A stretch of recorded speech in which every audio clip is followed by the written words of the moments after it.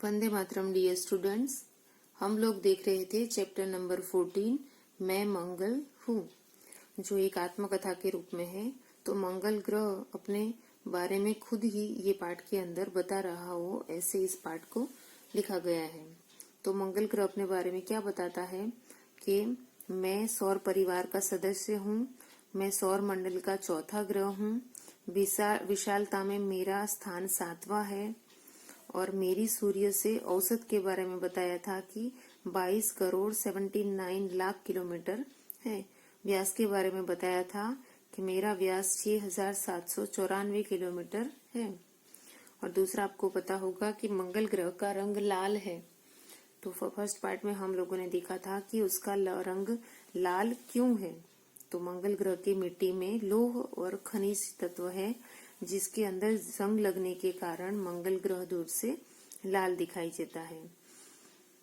मंगल ग्रह को यूनानी लोग युद्ध का देवता भी मानते हैं। मंगल ग्रह की जो सतह है वो सतह पूरी क्रेटर से भरी हुई है, यानी ज्वालामुखी से भरी हुई है। मंगल ग्रह की सतह के ऊपर घाटियां है, पहाड़ियां है और पठार भी है। और मंगल ग्रह का सबसे बड़ा ज्वालामुखी ओलंपस मॉस भी मंगल ग्रह की सतह पर है और उसकी ऊंचाई लगभग 24 किलोमीटर है। और मंगल ग्रह के तापमान के बारे में हमने पढ़ा था कि मंगल ग्रह की सतह का तापमान 27 डिग्री से लेके 133 डिग्री तक चला जाता है। मंगल ग्रह के ऊपर कार्बन डाइऑक्साइड की परत लगी, बर्फ की परत लगी रहती है, यानी उसका लेयर होता है जो गर्मियों में पिघल जाता है और सिर्फ बर्फ ही रह जाती है। कार्बन डाइऑक्साइड पिघल जाता है और उसकी जगह पे सिर्फ बर्फ की लेयर रह जाती है। मंगल की अन्य जगहों पर पानी के बर्फ होने की संभावना है। हम लोगों ने यहाँ तक देखा था, आज हम देखेंगे उससे आगे।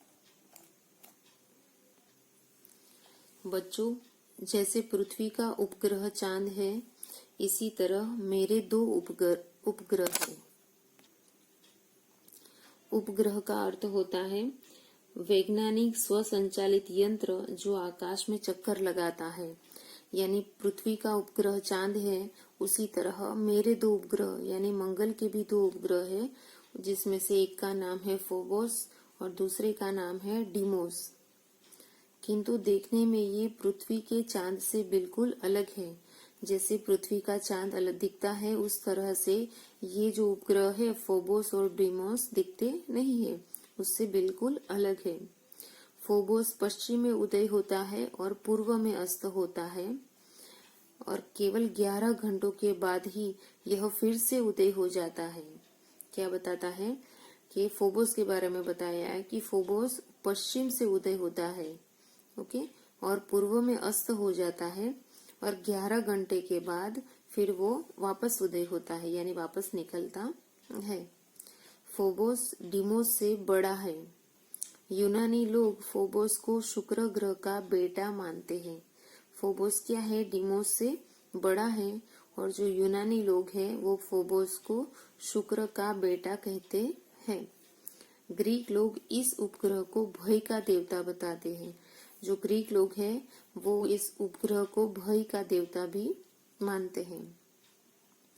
मेरी सतह पर पहली सफल उड़ान मैरिनर 4 नासा द्वारा 14-15 जुलाई 1965 को भेजी गई। यानी क्या बताता है मंगल ग्रह कि मेरी सतह के ऊपर, मेरी लेयर के ऊपर सबसे पहली उड़ान कब हुई? 14-15 जुलाई 1965 में। और किसके द्वारा हुई? नासा द्वारा हुई। और उस उड़ान का नाम क्या था? मैरिनर 4। ओके, उड़ान का अर्थ होता है उड़ने का भाव, यानी मैरिनर 4 और नासा द्वारा मैरिनर 4 14-15 जुलाई 1965 के अंदर मंगल की सतह पर भेजा गया। 14 नवंबर 1971 को किसी अन्य उपग्रह की परिक्रमा करने वाला मैरिनर 9 पहला यान बना। उसके बाद 1965 के बाद 1971 14 नवंबर को किसी और उपग्रह की परिक्रमा परिक्रमा का अर्थ होता है चक्कर लगाने वाला, यानी किसी और उपग्रह की परिक्रमा करने वाला, चक्कर लगाने वाला मैरिनर 9 पहला यान बना। 24 सितंबर 2014 को भारत के अंतरिक्ष यान ने मेरी यानी मंगल की कक्षा में प्रवेश किया। 14 सितंबर 2014 को, यानी ये अभी कुछ ही सालों पहले की बात है, जब अंतरिक्ष यान ने मंगल ग्रह के अंदर प्रवेश किया। ये सब मंगल ग्रह की सतह के ऊपर गए थे, जबकि ये मंगल ग्रह की कक्षा के अंदर प्रवेश करने में सफलता प्राप्त की। आपने अगर मिशन मंगल मूवी देखी हो तो उसके अंदर भी इसी के बारे में बताया गया है कि जब पहली बार मंगल ग्रह पहले ही प्रयास में मंगल ग्रह तक पहुंचने में किसी ने सफलता प्राप्त की है तो वो भारत विश्व का सबसे पहला देश है। तो मिशन मंगल मूवी के अंदर इसके बारे में बताया गया है। इस सफलता के बाद भारत विश्व का पहला ऐसा देश बन गया जिसने अपने पहले ही प्रयास में मुझ तक पहुंचने में सफलता प्राप्त की। यानी 2014 24 सितंबर को जब मंगल ग्रह की कक्षा में अंतरिक्ष यान का प्रवेश हुआ, तब वो पहले ही प्रयास में सफल होने वाला पहला देश बन गया। ओके, यानी हमारा भारत देश।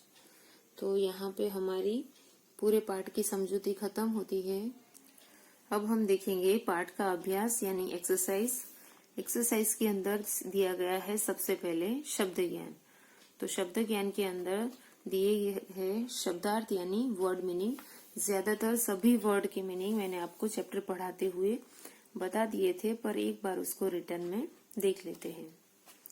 पहला वर्ड है सदस्य। उसका अर्थ होता है सभा या परिवार का हिस्सा, मेंबर। मंगल यानी एक ग्रह का नाम, जिसको इंग्लिश में कहते हैं मार्स।